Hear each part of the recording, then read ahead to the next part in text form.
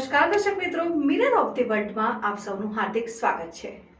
ભરચક વિસ્તારમાં લાડલા જ્વેલર્સમાં તસ્કરો ત્રાટક્યા। સોના ચાંદીના દાગીનાને રોકડ રકમની ચોરી। વડોદરા શહેરમાં જાણે પોલીસનો કોઈ ડર ન હોય તેમ ચોરીને અંજામ આપી ખુલ્લો પડકાર તસ્કરો ફેંકી રહ્યા છે। શહેરના ભરચક વિસ્તારમાં કલ્યાણ રાયજીની હવેલીની બાજુમાં આવેલી સોનાની દુકાનમાં તસ્કરો ત્રાટક્યા। ત્યારબાદ દુકાનમાં મૂકેલા સોના ચાંદીના દાગીના અને રોકડ રકમ સહિતની માલમત્તાની ચોરી કરીને ચોરો ફરાર।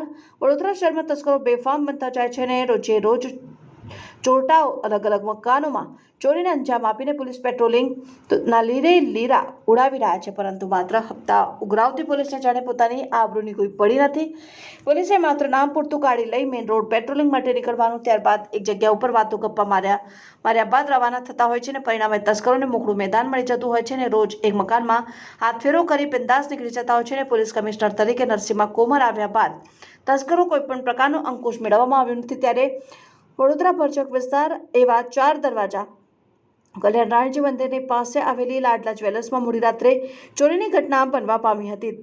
તસ્કરો દુકાનનું શટર ઊંચું કરીને અંદર ઘૂસ્યા હતા અને સોના ચાંદી તેમજ રોકડ રકમ મળી લાખોની મત્તાની ચોરી કરી ફરાર થઈ ગયા હતા। આ બાજવાડામાં દુકાન આવી છે, શેષનારાયણ મંદિરની બાજુમાં કલ્યાણજી મંદિર એરિયો છે। આપણે મારી દુકાન રાત્રે 8:30 વાગે બંધ કરીને ગયો, પછી એકદમથી સવારે ખબર પડી 6 વાગે કે તમારે દુકાન તૂટી ગઈ છે, તાળા તૂટી ગયા છે, કે તમે આવીને જોઈ લો।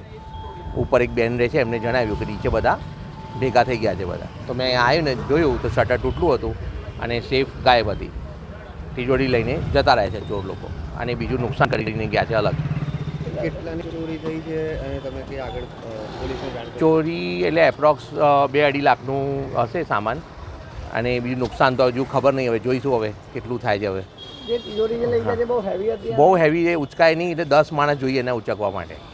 એ એટલી હેવી છે, ઉચકાય નહીં કોઈ પાસેથી કોઈથી।